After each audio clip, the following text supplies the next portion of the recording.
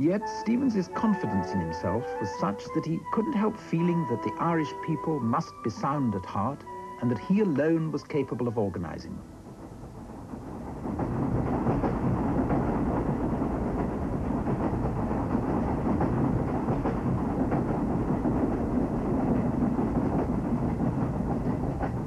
He went by train to see his old leader, Smith O'Brien, who'd been reprieved from his exile and was now living quietly in County Limerick. But from Smith O'Brien, Stevens heard only a depressing opinion.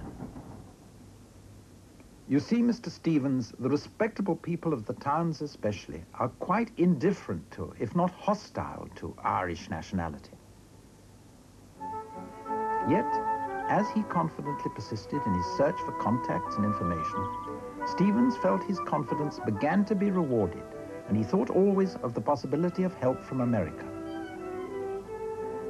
I saw the eyes of artisans and laborers light up to the glow of indescribable ardor when I spoke to them of their brothers beyond the seas, of the new and greater Ireland in the Western Republic, and reminded them that the cause which braved so many dangers had got enough life left in it to rise once more in the near future to the position it deserved to enjoy.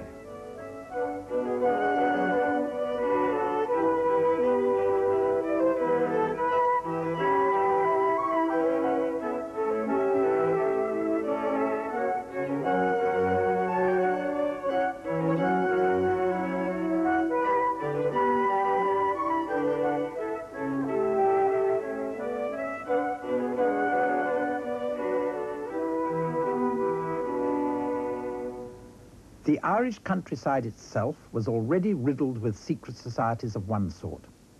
Those agrarian secret societies, known now as ribbon men, who, with often crude and rough justice, protected the interests of the peasantry and small farmers against large farmers and landlords and against possible eviction where the law did nothing to protect them.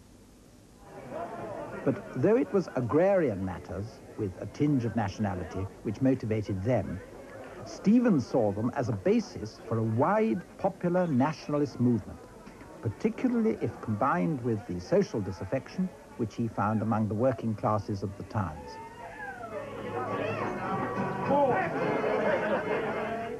But whereas the leadership of the ribbon organizations often appeared crude and was limited in national outlook, Stevens was determined to fashion something on a higher national plane.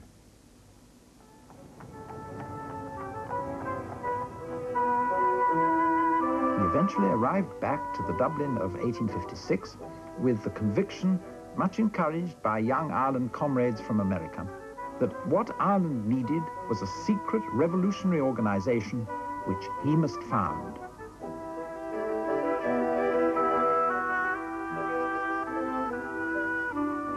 And it was in Dublin, on St. Patrick's Day, the 17th of March, 1858, in a yard somewhere off Lombard Street, that Stevens founded that secret organization, later to become known as the Irish Republican Brotherhood.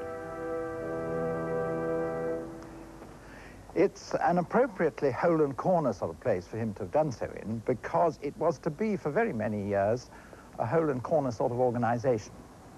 Stevens and his fellow conspirators here swore themselves in the presence of God, to renounce all allegiance to the Queen of England, and to take arms and fight at a moment's warning, and to make Ireland an independent democratic republic, and to yield implicit obedience to the commanders and superiors of this secret society.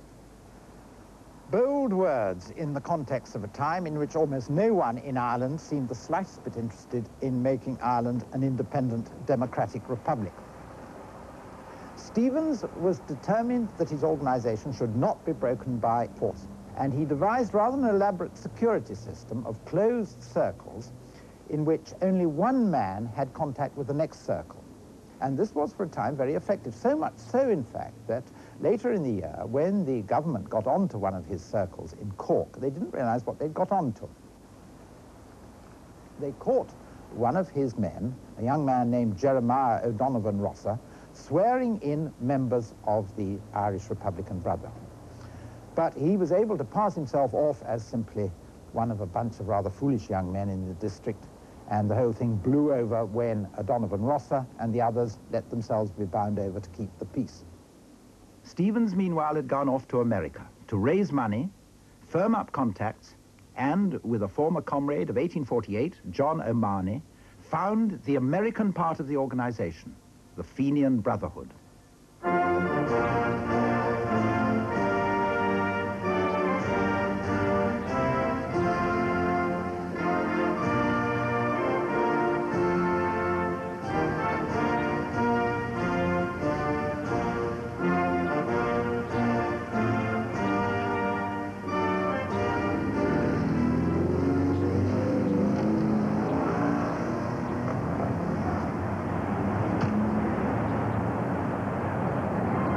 The name Fenian came from a legendary ancient Gaelic warrior elite, the Fena, and here in the United States, the Fenians were able to be an open, legal organization, much as the Irish Northern Aid Committee is today able to be an open, legal organization, raising money and giving it to people who give it to the IRA.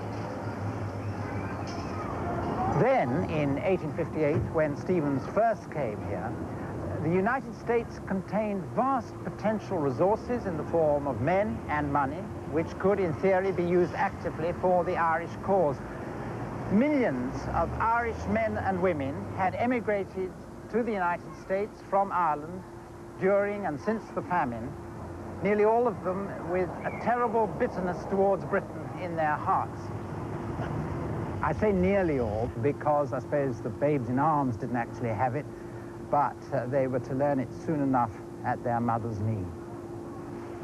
As these immigrants settled down in the new republic, finding work, and even when poor, enjoying a relative prosperity compared with what they'd left behind in Ireland, this bitterness turned easily into a doctrinaire, anti-British, nationalistic republicanism.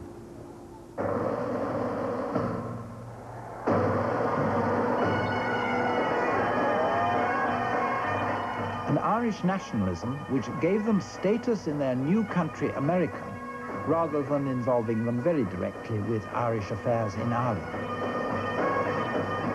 And Stevens was more than once to show exasperation with what he called Irish tinsel patriots, with their speeches of bayonets, gala days and jolly nights, banners and sashes, bunkum and filibustering, responding in glowing language to glowing toasts on Irish national independence over beakers of fizzling champagne.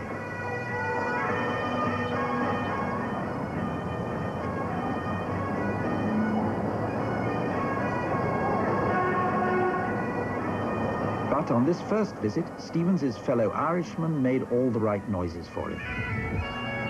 Hiya, Ray, all the way!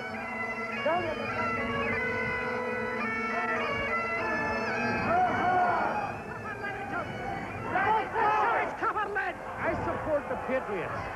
The men who are fighting for their freedom. But all of our money is coming from working men that give an odd dollar or two here. My firm resolution, wrote Stevens in his American diary, is to establish a democratic republic in Ireland. Stevens was hailed as the wolf tone of his generation. Our nation once again, its agile voice and fold and fame, our nation once again. In 1861, in San Francisco, the Fenians there made a practical gesture to help Stevens's organization in Ireland.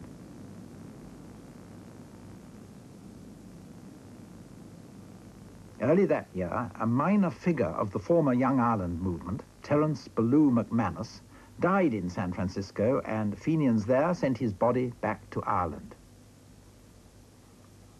Stevens, now back in Ireland himself, organized a great funeral through the streets of Dublin as a demonstration for the national cause and to publicize the virtues of men like McManus and himself, who'd taken to arms, however shakily, in 1848.